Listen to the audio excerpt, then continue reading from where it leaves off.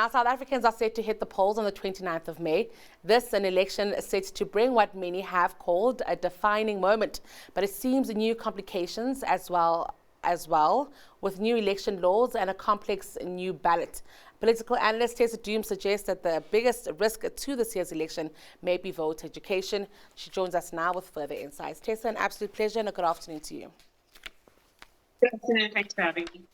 Now, Tessa, I don't know how old you are, but I specifically remember it might have been in the mid-2000s where we actually had on various SABC channels very deliberate voter education. It was in the form of various productions, and we just didn't see that now, and we don't see it happening anymore. And I'm just wondering, if that does not speak to the issue of voter education in South Africa as a whole, especially that now that we've got so many more avenues of educating than we did back in the day.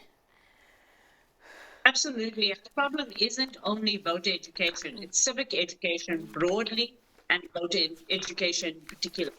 We do not have a good culture of civics in the country when it comes to, for example, schools. Schools don't adequately prepare people to understand the entirety of our governance system, our electoral system, and what kind of system of governance they as children will have to become involved in by the time that they're 18, right?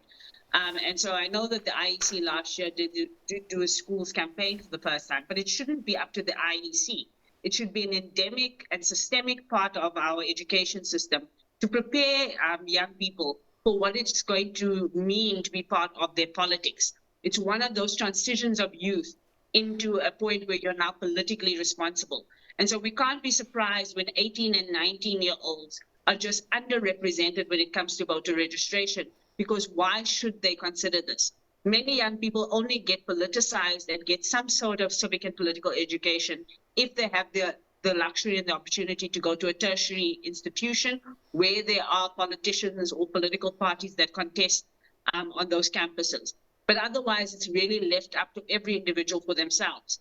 Even our civil society space has not really been focused on civic education. There's a lot of advocacy work that gets done and activism, but not just a built-in sense of civic education, and political parties are even worse at it. So we really have lost that culture in its entirety. Tessa, are there people that benefit from a society that isn't clued up in this regard, that isn't clued up in terms of civic education, that is also not clued up on, the way elections work, or even what they should be looking out for in an election, or in maybe even just monitoring and evaluating their political parties in the political realm as ordinary citizens? I think that most of us lose. And I think even those who might think they win, in terms of like political parties who think that it's better for only their people to have certain information, even they will lose in the grand scheme of things. Because ultimately, people losing faith in the entirety of the system means that you're going to have more conflict in society, you're going to have more apathy in society, and you're going to have an opting out of more legitimate forms of contestation for less useful and constructive ways of engaging. And so I think we all lose, right? I think particularly the idea of political parties, being big winners in this expresses itself in voter turnout. And that's one of my concerns about the voter education for this election particularly. A lower voter turnout always is going to benefit parties. It's going to benefit big parties particularly, but even some of the smaller parties. Because what happens is the fewer people show up to vote, the fewer people parties have to engage with and convince, and the more of their party faithfuls get a bigger share. So it doesn't matter how many actual numbers of people show up in terms of the percentage that a party gets, right? Because a party will, the percentage is what's going to get them their seats. So they would prefer 10 people to show up and 6 to vote for them to get 60%, rather than 20 people to show up and 6 to vote for them and they get 30%. So parties really do get benefit from us not being informed and for us staying away rather than engaging.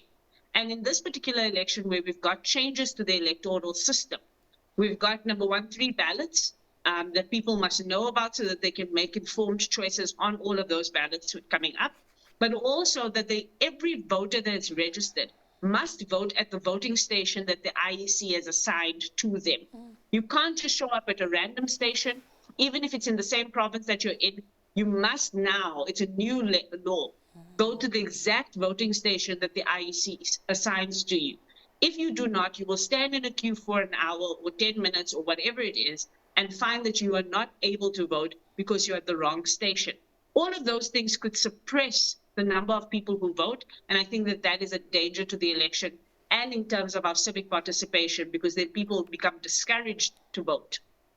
Another thing I'm keen to get your thoughts on, Tessa, is the issue of manifestos. For many South Africans, we waited for these manifestos to be released, and that was really going to help us make this decision.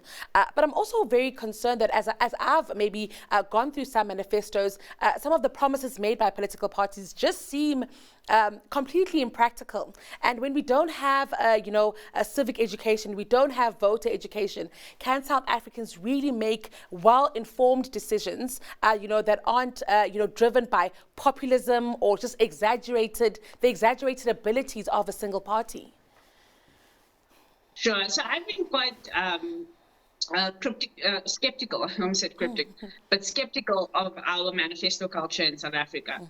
I think that our manifestos are not written in ways that are supposed to be accessible to the majority of people. If we think about it just in terms of language and then the medium in which people are receiving information, most manifestos are still written old style. There are these large documents that are hard to read through. They're only available on the internet in a country that's got a digital divide. They're only available in English in a country that's got 11 languages. And they're usually available in very technical language. And I think that all of that makes for a really bad manifesto culture where many people don't engage with manifestos because they're not made palatable. I haven't seen a party that has brought out their manifestos in videos, for example. We know that our families are sharing videos and TikToks and WhatsApp groups, even our grandmothers. But political parties are not putting their manifestos in those forms. So we're not even accessing the information that's there readily. But I also think as voters, we shouldn't just wait for party manifestos to tell us what issues they care about. We should actually decide which issues we care about and hold parties to the things that we want to talk about, not the things they want to talk about. We must set the agenda as the voter, as the one doing the hiring of these politicians and their parties. We should set the agenda. And then we can measure the political parties' manifestos based on the issues we care about and the solutions we would like to see. Then you can also hold them accountable.